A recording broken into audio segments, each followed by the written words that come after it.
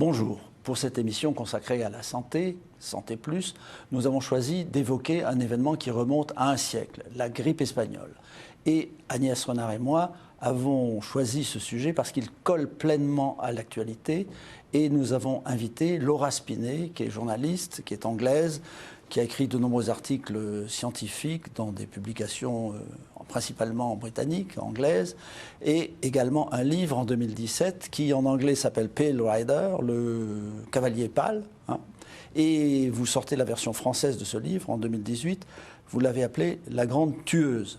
Donc Agnès, c'est à vous de poser la première question à Laura. Alors ma première question, c'est est-ce que la pandémie que nous vivons aujourd'hui, d'après vous, est-elle exceptionnelle dans l'histoire des pandémies?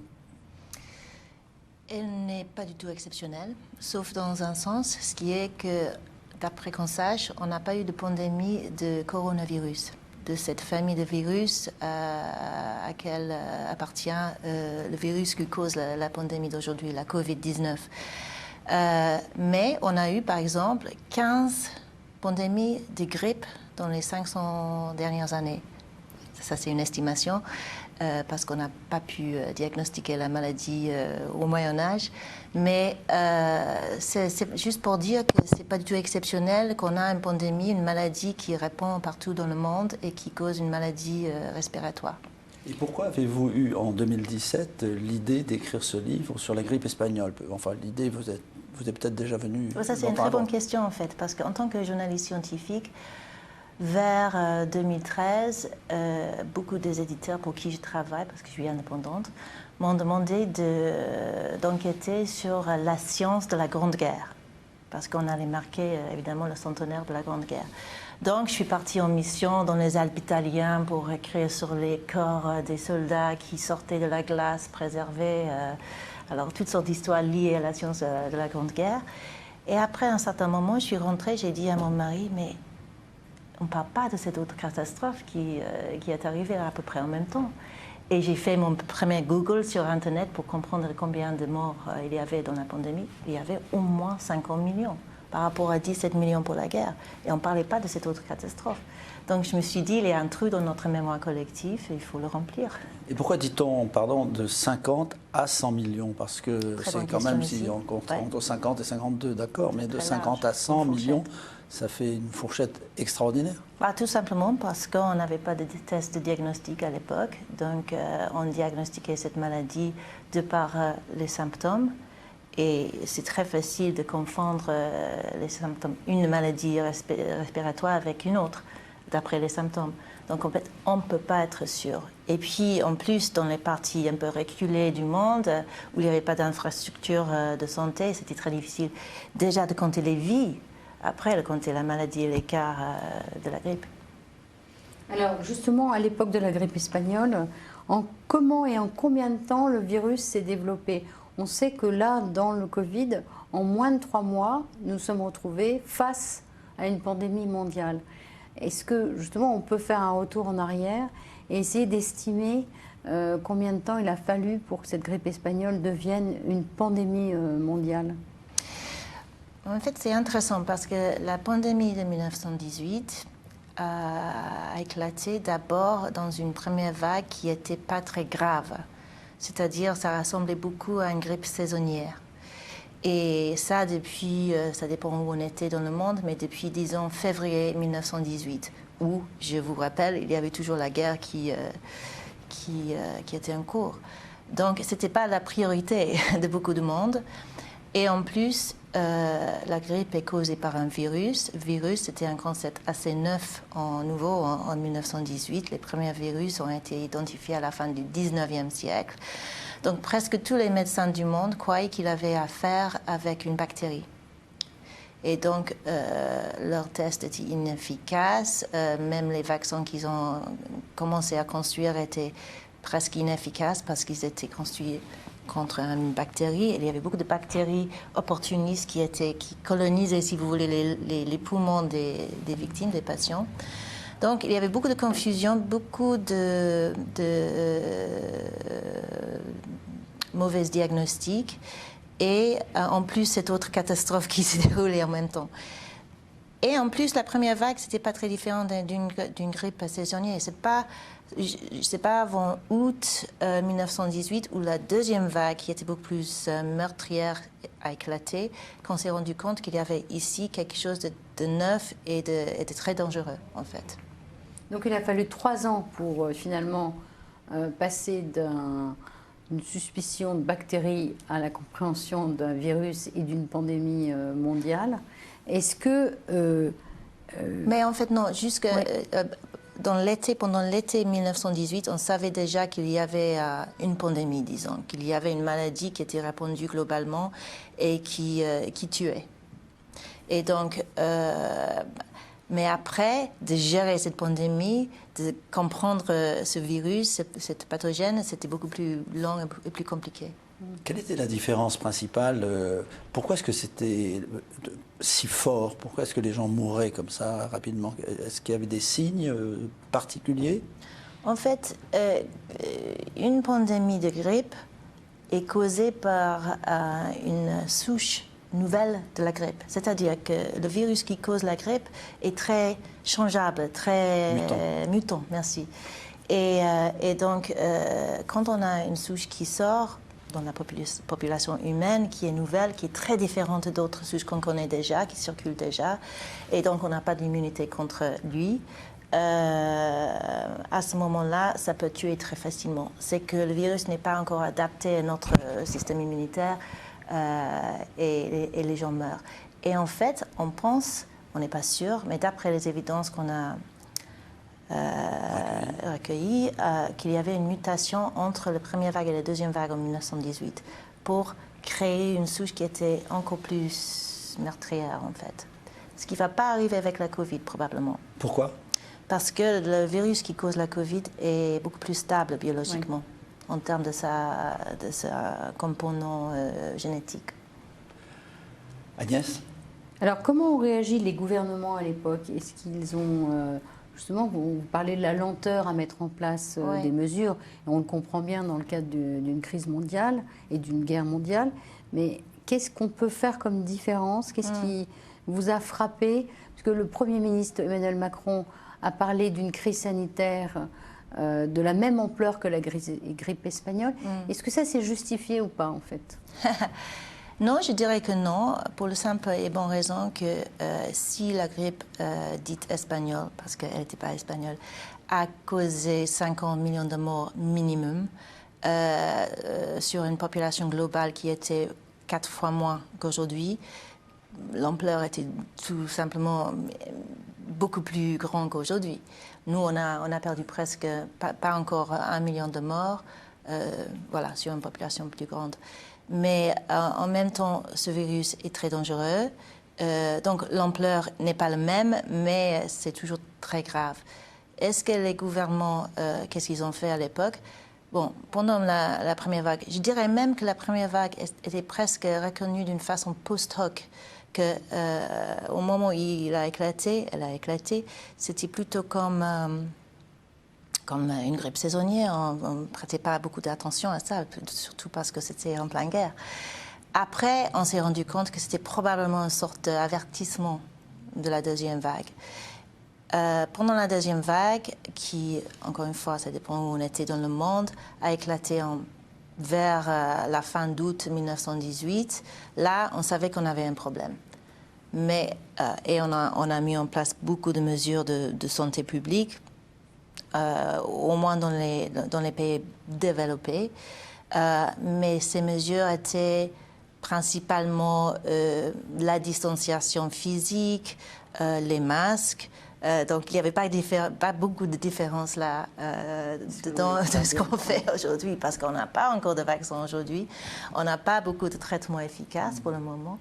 Donc là, sur ce niveau-là, ce n'était pas très différent. En fait. En ce qui concerne la mortalité, est-ce que le fait qu'il y a eu aussi une maladie très grave, à un moment, c'est cette épidémie de peste noire au XIVe siècle, où on a dit que presque, je ne sais plus combien, une grande partie de la population du globe a disparu. Est-ce que ça, c'était encore plus fort, là, la grippe espagnole? Et il y a quand même les différences entre... c'était une pandémie, vous avez tout à fait raison, c'était presque global. d'après qu'on sache, parce qu'on se fie aux chroniques historiques de l'époque. Il n'y avait évidemment pas de test. Donc c'était global. C'était la peste, donc une maladie beaucoup plus meurtrière que la grippe, et on meurt d'une autre façon avec d'autres symptômes, qui est moins contagieux, qui se répand plus lentement, mais qui a tué, je pense qu'on estime aujourd'hui à peu près 2/3 de la population de l'Europe. Oui, c'est ça, c'est énorme. Oui, c'est énorme. Par rapport à... Si donc c'est une autre maladie. Extrapolé pour aujourd'hui, ce serait absolument catastrophique. Et ça ne peut pas arriver encore une fois parce qu'on a en fait des antibiotiques pour traiter la peste. Alors vous êtes allé sur tous les continents à la recherche de ce cas zéro. J'aimerais que vous nous parliez de l'importance en fait de sourcer l'information sur le moment présent. On sait que on en a besoin bien sûr pour gérer la crise maintenant, mais on en aura aussi besoin pour raconter l'histoire beaucoup plus tard. Alors, racontez-nous peut-être 1 ou 2 anecdotes. Dans quel pays, qu'est-ce que vous avez vu de bien ou de surprenant dans cette recherche documentaire? En fait, parce que je pense que la première question qu'on se pose, c'est pourquoi ça s'appelle la grippe espagnole. Et la raison est purement et simplement politique. C'est-à-dire que l'Espagne était neutre pendant la guerre, donc censurait pas sa presse. Et donc quand il y avait les premiers cas de la maladie à Madrid, les journaux en parlaient. Et tandis qu'aux États-Unis, en France, en Grande-Bretagne, on empêchait ces nouvelles d'entrer dans la presse pour ne pas apparemment baisser la morale de la population. C'est-à-dire que les Britanniques, les Français, les Américains croyaient à tort que cette maladie sortait de l'Espagne, tandis qu'eux, ils ont eu des cas à peu près en même temps, probablement avant. Donc, d'où la question, où est l'origine, la vraie origine de cette pandémie. Et il y a aujourd'hui 3 théories, qui correspondent aux origines en Chine, à l'intérieur de la Chine, où on sait qu'il y avait une épidémie très forte d'une maladie respiratoire. On n'est pas sûr de laquelle, ou l'organisme causatif. Ou aux États-Unis, au Kansas, où il y avait un foyer dans un camp militaire, ou en France, dans un camp britannique, aussi militaire, à Étaples, juste au sud de Bologne-sur-Mer, où il y avait toutes les conditions en fait rassemblées, comme dans les 2 autres foyers possibles, pour créer une pandémie, c'est-à-dire les hommes mal nourris, très serrés, souvent stressés, avec des blessures de poumons à cause du gaz de combat, le gaz de combat. Gaz de combat, oui. Merci. Donc il y a 3 possibilités. En ce moment, on n'est pas en mesure de trancher entre les 3. Pour ça, on aura besoin d'échantillons de tissus organiques des victimes pour pouvoir séquencer en fait le virus là-dedans.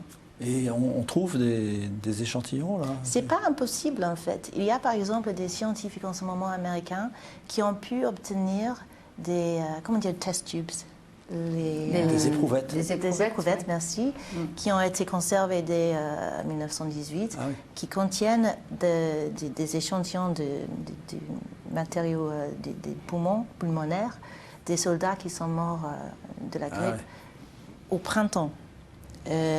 Donc, c'est-à-dire dans la première vague. Donc, on peut, en principe, suivre l'évolution du virus et comprendre si on a tous les chroniques, les records médicaux qui vont avec, parce qu'il faut savoir quand le patient est tombé malade et tout ça, et avec quels symptômes. Mais d'après ce que je sache, ils n'ont pas encore ouvert ces éprouvettes, parce que là, il y a un grand danger de contamination, donc ils essaient de peaufiner leur technique pour faire ça. Et on voit bien, vous avez parlé finalement des gestes barrières. Donc en 1918, on avait la distanciation, on avait les masques, mais on avait peut-être moins d'hygiène qu'aujourd'hui, non?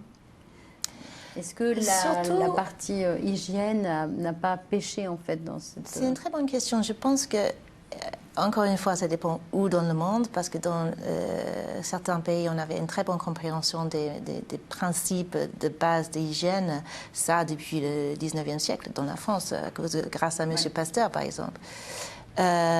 Mais c'est vrai qu'il y avait des parties des régions du monde où on avait une compréhension de l'infection, de la contagion qui était très différente et qui était même, dans certaines régions, assez mystique, assez presque religieux. C'était, pour beaucoup de gens, même en Occident, c'était une sorte de punition pour cette guerre horrible. Donc, une punition divine.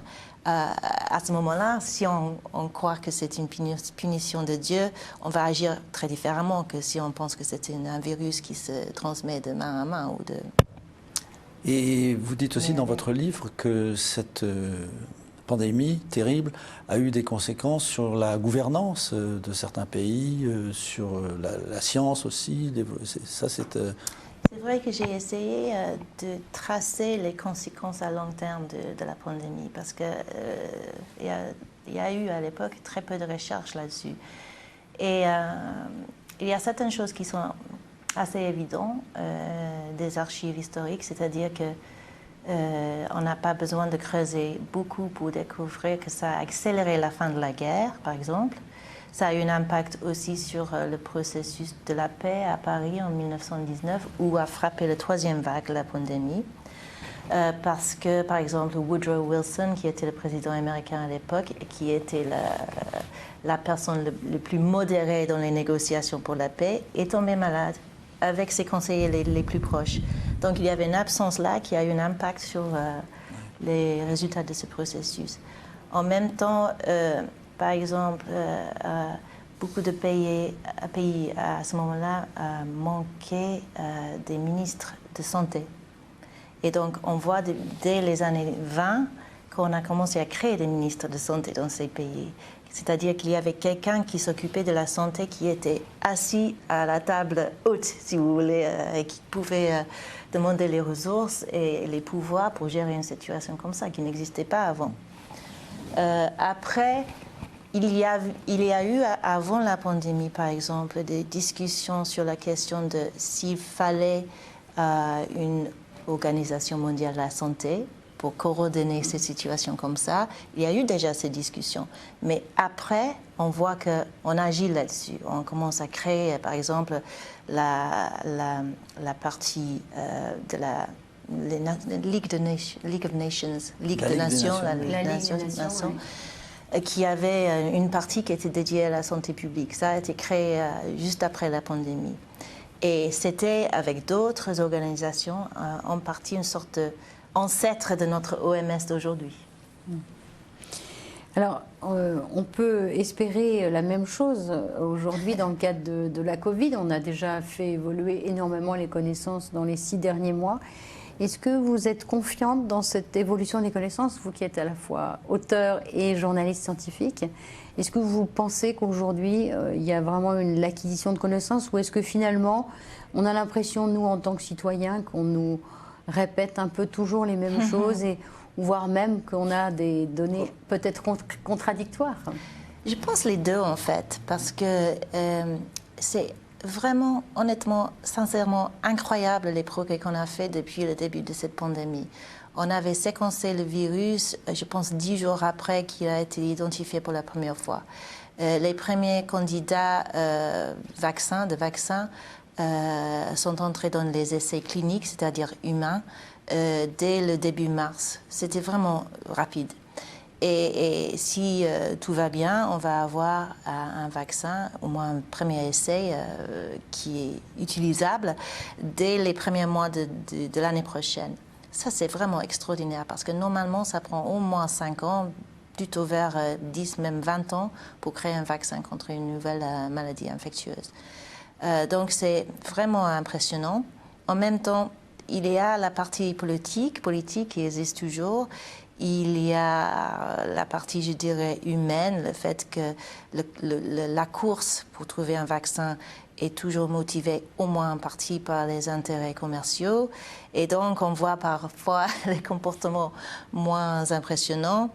Et malheureusement, je pense que par exemple l'OMS a un grand rôle à jouer là-dedans, mais malheureusement depuis les deux dernières décennies, on fait en général moins confiance à l'OMS. Il n'a pas assez d'argent pour agir correctement, il n'a pas assez de pouvoir.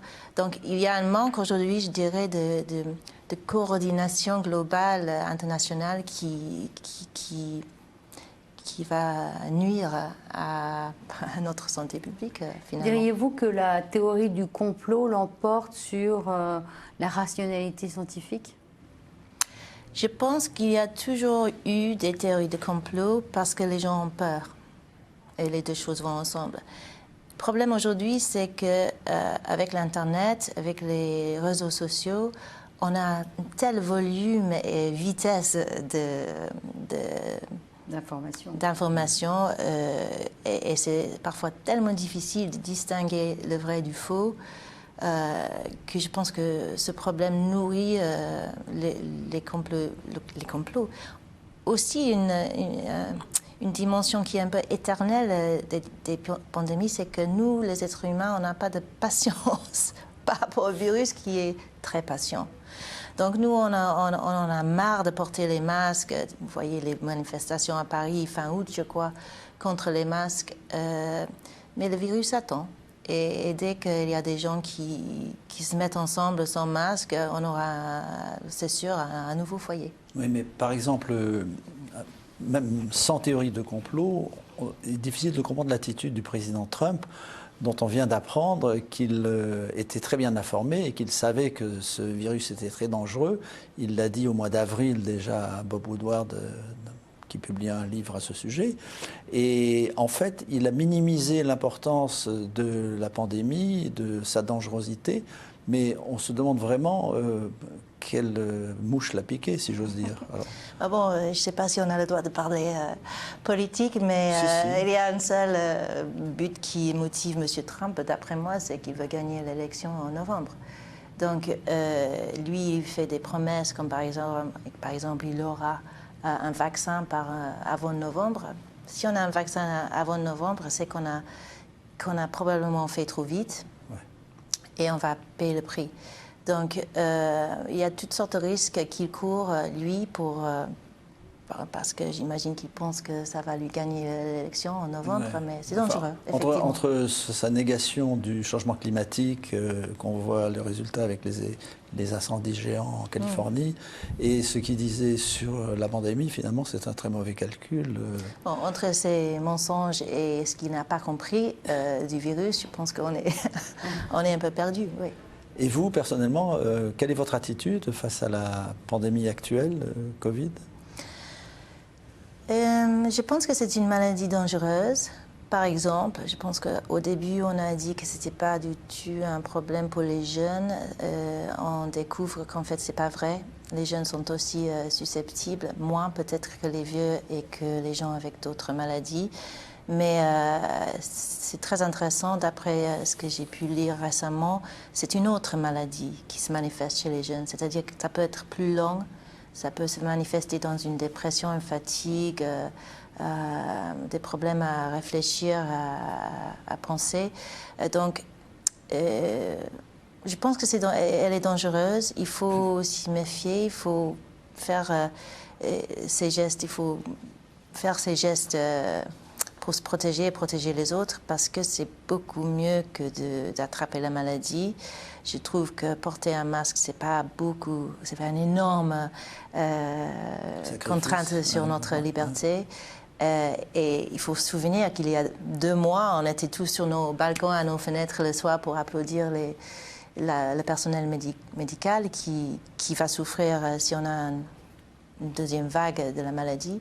Donc, je pense que c'est assez logique ce qu'il faut faire. Après, est-ce que j'ai peur dans ma vie quotidienne ?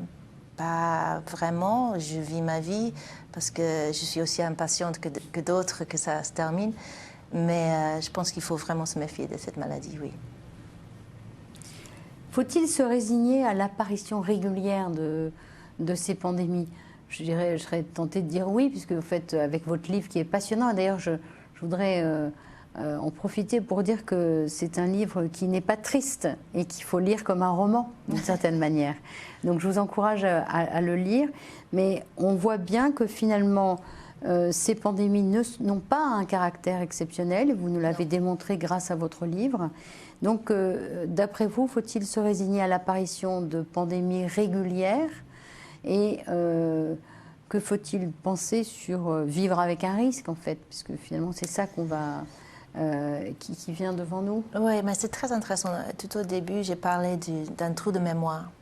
Et je pense qu'un des problèmes, c'est qu'on a oublié les pandémies du passé. Et si on savait qu'il y avait, par exemple, 15 pandémies de grippe pendant les 500 dernières années, on sera moins surpris qu'il y aura des pandémies dans le futur. En fait, c'est une chose qui se passe, qui arrive de temps en temps, périodiquement. On n'est pas en mesure de les prédire en ce moment, mais on essaie de comprendre mieux avec toutes les recherches scientifiques qui sont en cours en ce moment pour comprendre, peut-être empêcher ou au moins réduire le nombre de ces pandémies ou au moins pouvoir les prédire pour après minimiser leurs effets. Ça, c'est de la recherche en cours. Mais je pense qu'on ne sera jamais en mesure d'empêcher complètement les pandémies. C'est une chose qui arrive. Merci beaucoup, Laura Spinet, d'avoir accepté d'être notre invitée, à Agnès Renard et moi-même. Merci à vous. Nous recommandons donc la lecture du livre La Grande Tueuse, paru chez Albin Michel, c'est ça? Chez Albin Michel et aux éditions Albin Michel. Et donc, il est aussi disponible dans une traduction anglaise, allemande, dans tous les... Plein de langues. Oui. Voilà. Dans tous les pays. Merci beaucoup. Merci beaucoup pour votre attention et à la semaine prochaine.